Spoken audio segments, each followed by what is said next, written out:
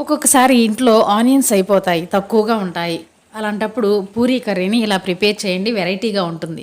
చక్కగా స్టవ్ మీద గిన్నె పెట్టేసి తాలింపు ఫ్రై అయిన తర్వాత సన్నగా నిలువుగా కట్ చేసుకున్నటువంటి క్యాబేజీ ముక్కల్ని ఆ నూనెలో మగ్గనివ్వండి 5 నిమిషాలు. అవి బాగా మగ్గిన తర్వాత మళ్ళీ నిలువుగా కట్ చేసుకున్నటువంటి ఆనియన్ పీసెస్, చిల్లీ పీసెస్, కొంచెం పసుపు, దానికి తగినంత ఉప్పేసి మగ్గిన తర్వాత ఒక పొటాటోను కూడా దానిలో కలపండి. ఇవన్నీ బాగా ఒక 5 నిమిషాలు మగ్గిన తర్వాత చక్కగా 2 గ్లాసుల వాటర్ పోయండి. ఇప్పుడు మూత పెట్టేసి ఆ 2 గ్లాసుల వాటర్ 1 గ్లాసు వాటర్ అయ్యే వరకు బాగా ఎగిరిన తర్వాత ఇప్పుడు 2 స్పూన్ల శనగపిండి, 1 స్పూన్ బియ్యపిండి కలిపి ఇందాక వీడియోలో చూపించిన విధంగా కలిపి ఆ బాగా ఉడికినటువంటి ఆ కర్రీలోకి మిక్స్ చేసేసేయండి. ఒక 5 నిమిషాలు అలానే ఉంచితే అది చిక్కబడుతుంది.